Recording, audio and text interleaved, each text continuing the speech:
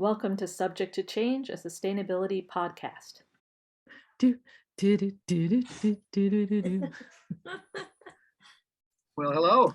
Hello. Hello, sir. I want you to know I don't join with video for just anybody. Welcome to Bennett Carlin, magician and great human. Well, I missed the memo on the nice, like, warm colors. I'm wearing. I was blues just and browns. thinking that. I'm like, oh, we're similarly toned. So, have you guys met at all? No, We have not. This is the first time. Lauren, it's cool. to meet you. it's nice to meet you as well, Bennett. Thanks for piping up and stating I didn't send you our link here. Please don't forget to like, comment, and subscribe. When you see the little microphone in the lower right, click on that to learn more. We're so glad you're here. One of my great joys in life is worrying, and so I'm always kind of just, do we have the links that we need? Do we have?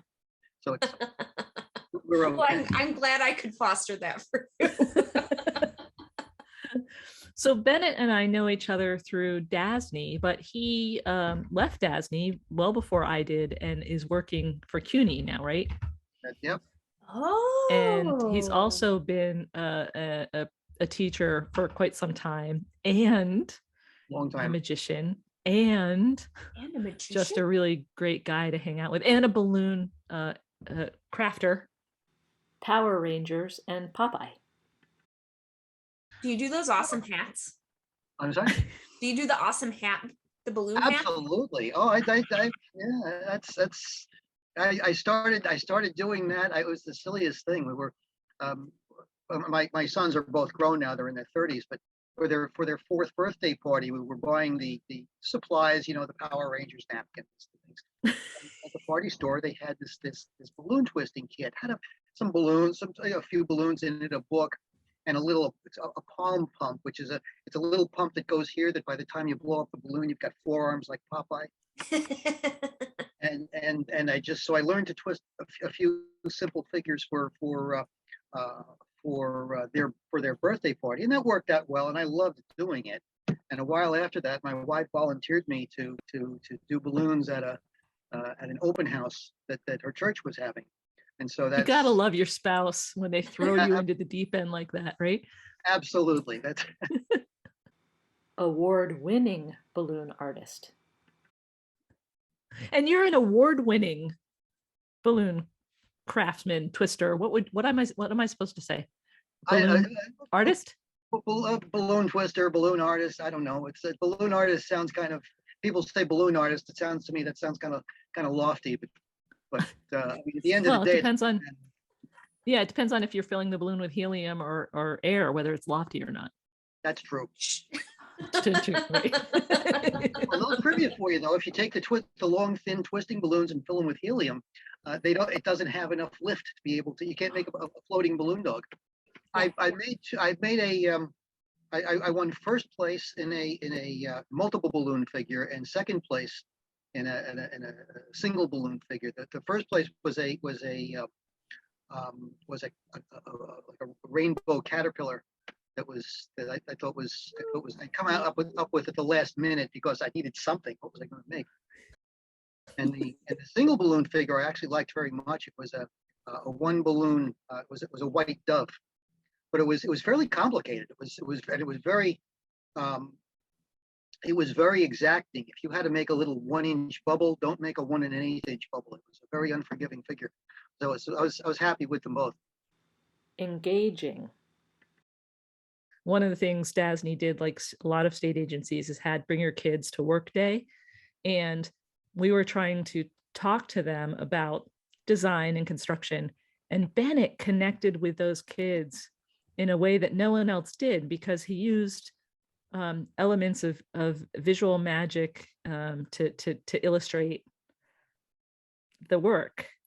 I expect you're the same way when you're teaching. You're sharing information, but you're sharing information and seeing how the students are responding to that information and adjusting. You're like very good adjuster. Well, that was always, thank you. That's one of the things that was a big adjustment, if you will, when I switched over to online teaching. It took a long time for me to figure out that, when I teach, for example, I'm from a mechanical engineering background, but I've never taught mechanical engineers. I've taught architectural students. I teach facility operator, people, facility operators, people like that. And it took me a while to realize I've got to stop trying to turn these people into mechanical engineers. They don't need to be designers. They need to be able to interact with designers. That semester end feedback. One thing I've learned is take that seriously, because there's a lot of good stuff to glean there, and work it into what you're doing, and eventually, it's like when doing, the work I do with magic. How do you learn to do a good magic show? You learn to do a good magic show by doing a whole lot of bad magic shows. And gradually they start getting less bad, and eventually they're halfway decent. A sustainability tenet. It's actually something that I also really like about many of the people that we've talked to is I don't think we've come across someone who's afraid of learning a lesson through doing and failing and then doing again, and it's kind of refreshing because there are people out there who don't want to talk about the things that didn't go right. They want to pretend they never happened. I forget even who said it, but when new information becomes available, reasonable people change their minds. Absolutely. And a lot of people, as simple as an idea as that is, some people don't get that. This is a decision we made. We're staying with it, right or wrong. Yeah. A career on both sides of CUNY. So I want to backtrack. So Jody said an acronym that not all of our listeners might be aware of. So can we cover what CUNY is, please? CUNY is the City University of New York, the largest city university system, I believe, in the country, something like that. Wow. And it's a good organization doing a lot of good work. It gives me a chance to see. It's the same buildings I've been dealing with my whole career. I've had before this, I've had only three other engineering related jobs. CUNY was my biggest client at all of them. So I'm seeing the same buildings, but from a completely different perspective now. It's not so much capital project perspective. I'm involved with sustainability related sustainability type work, some work with renewables. So it's a whole, for a guy that spent almost 40 years doing one thing, it's kind of a much needed shift. For example, I've gotten involved with part of my work involves solar installations, which was something I never had anything. I'd absolutely no connection to before that. It was all your basic, HVAC type stuff for all those years. And so this is kind of a new angle. Eclectic, my favorite word for confused. Or unable to make a decision. It's kind of like if you ask a little kid, what do you want to be when you grow up? And they'll tell you, well, I want to be a doctor and a lawyer and a policeman and a baseball player and a teacher and a fireman. And I've kind of gotten to do that. That's pretty lucky, awesome. Though. Good advice. Own it. Actually, do you mind if I want to pick that apart a little? Is that cool with you? Sure. It's mostly that I'm intrigued by I think the people that are most joyful in their lives are the people who have a variety of things going on. It's funny, I sometimes get people saying, wow, you hike, or wow, you knit, as if it's very odd that I do anything but my day job. So I want to explore if the people that I'm most impressed by are the ones who not only do like a variety of things, but actually use those things to inform across those things. That kind of freedom for crossing what is perceived as personal and and professional.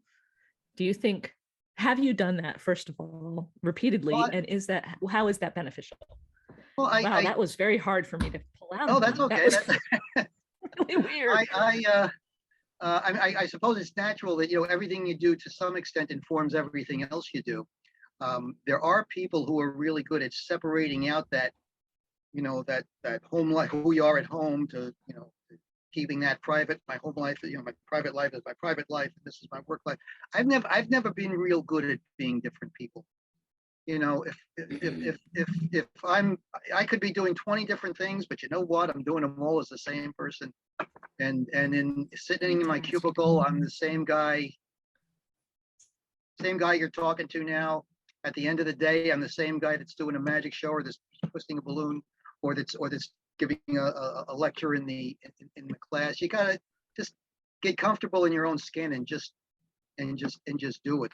Worst thing you can do is go from letting other people inspire you and influence you, which is a good thing, to kind of becoming derivative of what they do, so that what you're no longer, you're wearing somebody else's skin now. You're not wearing your own skin.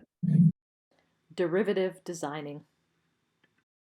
I actually noticed that in the world of architecture and design, that idea of kind of adopting, like cities, for example, something that's starting in another city, a trend, the mixed use trend, the style of the mixed use building facades, that's trending, right? That comes all the way across the nation. And it's the same thing, with residential design and commercial interiors and everything. I just see the same thing. And it's not just the students, it's also the professionals. And I'm like, where did the original thought go? Where did that sense of individualism in design that makes it different and remarkable go? And it's so flat now. It's incredible because that's tied to the idea. I mean, just to get really hoity-toity in the language, I mean, that's tied to the essence of place, the essence of your connection to the moment. So a lot of people want to be, it's impossible these days because there are millions of people blogging, there are millions of people tweeting, you're just never going to be, very few people are going to be the best-selling author, or the person that's on all the talk shows, or the person that's got 1.5 million followers on this YouTube channel, by the way. But nobody can do it like Lauren can. So long as she brings her full self to the moment, nobody can do it like I can. Nobody can be Bennett. So what you're doing is, you're not, if you're just trying to be top of the heap and you kind of ubiquitize that whole heap, where's the value in that, as opposed to being the essence of your curiosity and your insights in the moment? That's much more fulfilling. Talmudic Principle. There's a Talmudic principle, if I can be forgiven for bringing it up, that Please. I think it's in the Talmud, that when the time comes, you won't be asked, as you go to that next level, you won't be asked why weren't you this, or why weren't you that. You'll be asked, why weren't you? As I say, that takes a lot of time to learn. That takes a lot of aging to learn. And I think to some extent, no matter how old you are, at least to this point, you get closer and closer to it without ever actually getting there. Do we all do the self-judging thing? Well, there's just like a lot of self-judging in I mean, the whole what is the imposter syndrome that is usually attributed to women in leadership positions. I don't think that's just for women in leadership positions. It is absolutely not just for women. Holy smokes. I sometimes am in a moment and I'm thinking, I'm 12 years old. How do they trust me with this? Because I'm thinking that I'm 12 years old. I'm feeling that insecurity, that excitement, that that I got to figure this out, that what the hell am I doing here? All of that is very present. Well, But then again, it's me. I got to bring what I have. absolutely. That's the world doesn't need, an imitation of somebody else. The world needs Jody. The world needs Lauren. Whether they need me or not is another subject. Oh, no self-deprecation here. Along with I am the center of everything. And one of the interesting things for me is that at the same time that is going on, and that is absolutely going on, Jody, at the same time that's going on, in current days, there's sort of a pull in the other direction where we're bombarded with the idea that, well, every random thought I have is worth getting up and posting publicly and making a speech about. I sometimes do say, I'm sending out this tweet. Why? Do people have to know my thought on this? And that's hard for, like, as a sustainability person. I mean, I really want to drive that idea on, but I don't know what I'm stuck. I don't know how to answer that.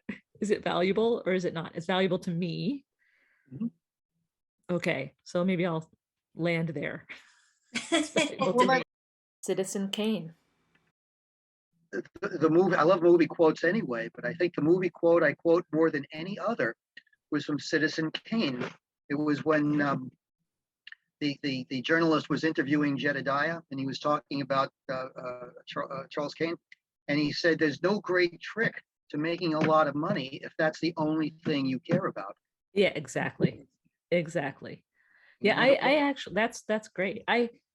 Somebody asked me why I was on Twitter, and this was a while ago, and I said they felt the pressure of Twitter. They felt like they had to read everything, and really, as if that were possible.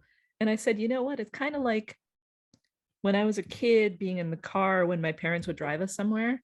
If I looked out the window and saw cool things, that was awesome. But if I didn't look out the window and they went by me, I didn't get really pissed off that I missed them. But there was pleasure in the few things I saw, right? Yeah. So I kind of think of that as Twitter. Sometimes I find a resource there. Sometimes I read something that makes me think for a minute, and I don't regret all of the things that I missed, because I missed much more than I could possibly take in. And I'm hoping that other people occasionally find something, even if they don't hit the little heart or retweet, that occasionally something I say makes somebody think for half a second in a different way. A full life. It's when you do these, you go to these diversity, like when you do like diversity training, Yeah. And I'm always thinking, well, yeah, I don't mean this the way it sounds, but I'm Jewish. My wife and kids are Presbyterian. My wife is handicapped. One of my sons is gay. My one of my brothers married a Chinese woman. The other one married a woman from India. What are you going to tell me about diversity? I want to hear this. Yeah, right. Because that is, I think that's the American ideal, that there's the diversity is there, but for so many people it's not. I mean, Lauren and I have had conversations. She lives in Syracuse, and we've both talked about how upstate New York tends to be a little more, or a little less accepting, because it's not as diverse an area. I mean, Bennett, you're in New York City, one of the boroughs of New York City, and in New York City and in Manhattan. And it's exposure breeds acceptance and connection. And I think that's awesome. Well, one of my old boss used to say, when he talked about his experience with in the Army, he said the best thing you can do, and his Army experience were in, like, around the Korean War era, around that time. He said one of the best things you could do was just get guys of different races and just put them in the same platoon. He said that solves a whole lot of problems right there. Lessons from nature again. I always preach about lessons from nature, Lauren. I'm going to do it again. Nature's messy, and the healthiest forest has a whole bunch of different types of plants in it. It's never one monoculture. And yet we even with everything, we try and simplify, and simplify means monoculture, singular approach, one answer, flipping a switch, whatever it is. And the most successful approaches are a lot messier, but a lot more vibrant and a lot more successful. A lot more resilient, Healthier even. healthier. Oh, absolutely. Life is symbiotic. Yeah, symbiotic. We don't like to Life is admit it, symbiotic. but it is. Community. I'm going to radically change the subject again. Do it. Right. So early in the time that I knew you, well, not so early, I guess, yeah, kind of early in the time I knew you, Superstorm Sandy hit. I was fascinated with the thought that the resilience wasn't as much about having systems that were resilient, but having people that were resilient, and locations specifically for things, even small things like charging became big things during that storm. Because that was your human contact. Yeah. You know, I would because where I, you know, the part of the city where I am now, we didn't have just because of our geography, we didn't have anything in the way of water damage in my immediate area. There was no flooding in my immediate area. But we were out of power for, I think it was like 5.5 days, which, I mean, it felt like forever, but that's nothing compared to what there were people who were out a lot longer. To have like that outside world contact. Yeah. What a difference. What a difference. It's almost like, I mean, COVID would have been an entirely different 2-year experience if we couldn't connect like this. Yes. Oh, absolutely. Oh, we'd be. Who heard of Zoom before COVID? Right. It came in very fast. And thank goodness the timing was exceptional. More communication, less preparation. Okay, this is a great example of how our conversations just go wherever they want to go. Let them go. You know, when we were first started talking about doing this, I said to Jody, "What should I prepare? What should I?"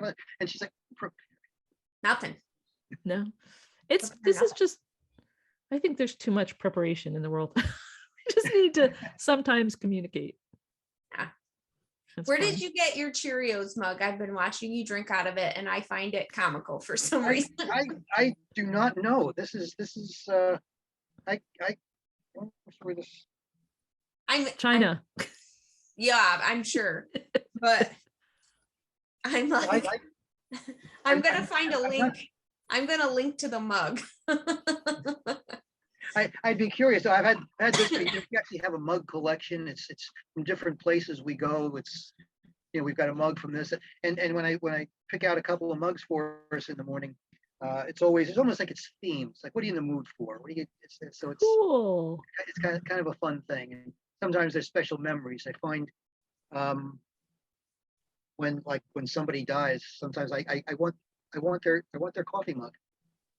You know, I have my grandmother's coffee mug. I have an aunt who I love that. And things like that. It's a nice. I don't know why I'm drawn to that, but I am. That's kind of cool. That's such a great idea. I love that. I have my weekend coffee mug, which is very different from my weekday coffee mugs. But otherwise, they're all the same.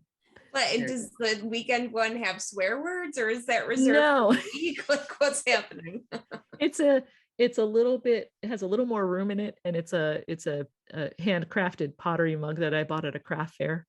So it feels like lazy farmers market hangout on the weekend feel, as opposed to the IKEA coffee mugs that are all the same. That you have to put together yourself. Yeah. Right. And they leak. So Bennett, who's your hero? Over here on the wall to my right, I have a picture of Robert Kennedy campaigning for president. He's standing up on top of a car, which he did a lot. They ended up paying out a lot of money to car rental companies to fix the cars, reaching down to this huge crowd of adoring people. Years ago, I had gone on a trip to Arlington Cemetery, and I went up. I wasn't looking to do the touristy things, but I went to visit President Kennedy's grave. And if you've been there, his grave is at the top of a small hill, and as you go about halfway up the hill, there's Robert Kennedy's grave. His grave is in the middle, is in a large patch, a large field of the most astonishingly green grass you've ever seen in your whole life. I don't know how they do it. It's a grave just by itself, and his grave is simply a wood cross with a small plaque that says, Robert F. Kennedy, with year he was born, year he died. And I remember looking at that and at the time not knowing much about him and thinking, this is a whisper that shouts. What a great man this must have been, that people felt confident that this was all that was needed. And that kind of got me very curious, and I started started reading about him. What a guy! I mean, it's just, now you can talk about his. He started out maybe a guy that you don't admire so much. He worked with Senator McCarthy, and he worked side by side with Roy Cohn with Senator McCarthy and so forth. But so his starting point maybe wasn't a place I particularly admire, but his journey, the path he took, is not where he started. It's the journey he took, where he ended up, and draw that line and see where he would have been. This is a guy that had every privilege you can possibly imagine and a whole bunch you can't imagine, and that still had a great empathy, not just compassion, but a great empathy for people who were in need. He was just an astonishing figure to me, and I still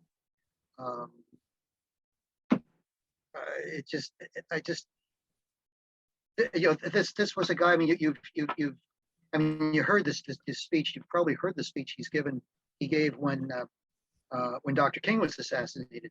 He was flying into a campaign appearance, and there was a huge crowd gathered there. And today people would have known that Dr. King was assassinated because they've got cell phones. And they've got right. These people have been out there for a long time. They had no idea. And so when he got off the plane and he made this, he told them, it was the first he told them, and you could hear this gasp from the crowd. And he delivered just off the top of his head, he delivered the most magnificent speech. It was just mind blowing. You can find it on YouTube. It's certainly on you can Google it. You've probably heard it already. It's a very famous speech. But what a guy this was. I mean, this was just, he started with with what a strange thing to say, but the disadvantage of great affluence and great privilege. With that disconnect, and he found that connection. It was just there was a toughness and a humility there that just we need more like him. Yeah. This was a guy that stood up in the Senate to talk about his opposition to the Vietnam War. And he said, one of the things he said, there's a lot of blame to go around, myself included. Who's saying that today? Who's got enough wherewithal to say that today? Anyway, that's beautiful, Bennett. It's beautiful what you shared. Yeah.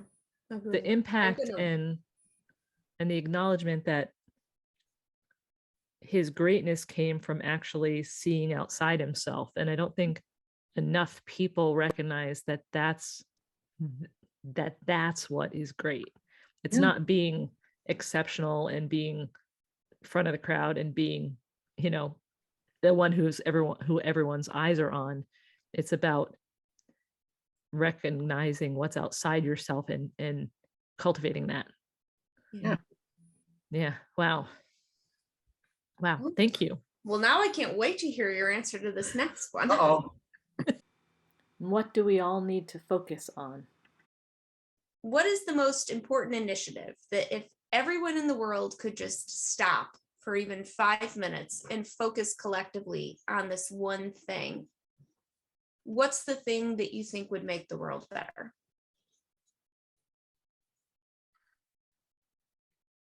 I think it would have a lot to do with being willing to focus on a common good rather than on your individual self. I mean, here's an absurd example, but an example. I don't know if you saw Wonder Woman 1984, the second one.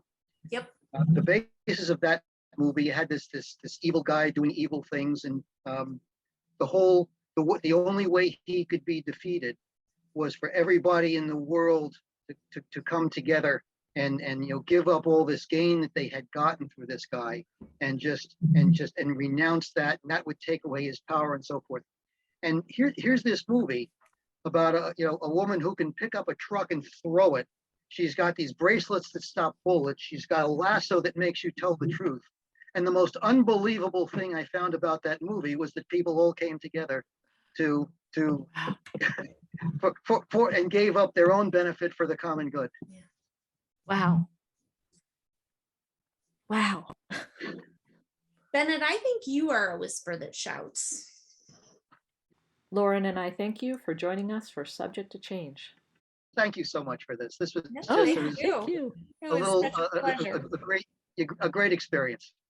Good. Cool. All right. See you later, All right. Bennett. Have a good night. Thank you. You too. Bye. Thank you again.